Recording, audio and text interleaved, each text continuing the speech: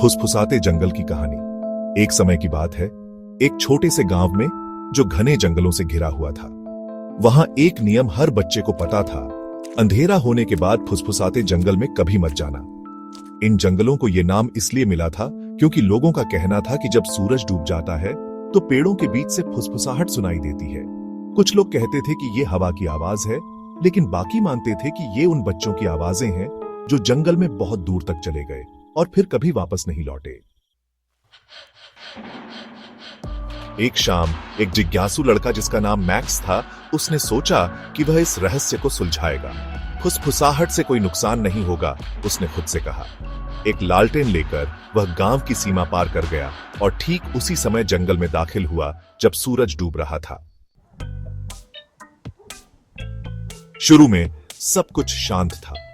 पेड़ ऊंचे और स्थिर खड़े थे, उनकी शाखाएं जमीन पर अजीब आकृतियां बना रही थीं। मैक्स हंस पड़ा। यह इतना डरावना नहीं है, उसने जोर से कहा। लेकिन फिर जैसे ही आखिरी रोशनी गायब हुई, उसने सुना एक हल्की फुसफुसाहट, मैक्स, मैक्स, और करीब आओ। उसका दिल तेजी से धड़कने लगा। कौन है वहां? उसने घबराई आवाज में पूछा। फुसफुसाहट तेज हो गई। हम तुम्हारा इंतजार कर रहे थे मैक्स। डरा हुआ लेकिन जिज्ञासु मैक्स उस आवाज का पीछा करते हुए जंगल के और अंदर चला गया। पेड़ उसके चारों ओर घने होते गए और हवा ठंडी हो गई। उसकी लालटेन की रोशनी के किनारे पर परछाइयां नाच रही थीं और फुसफुसाहट एक कोरस बन गई। हमें अकेलापन महसूस हो रहा है मैक्स, हमेशा हमारे साथ रहो।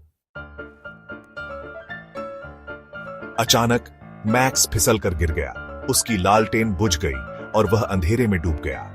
उसने अपने कंधे पर एक ठंडा हड्डी जैसा हाथ महसूस किया। वह चीख पड़ा और जितना तेज दौड़ सकता था उतना तेज दौड़ने लगा। फुसफुसाहट उसके पीछे पीछे दौड़ती रही जब तक वह गांव नहीं पहुंच गया। जब वह अपने घर की सुरक्षा में पहुंचा तो उसने पीछे मुड़कर देखा। जंगल फिर से शांत था, लेकिन वह अपने कंधे पर उस ठंडी छुअन को अब भी महसूस कर सकता था।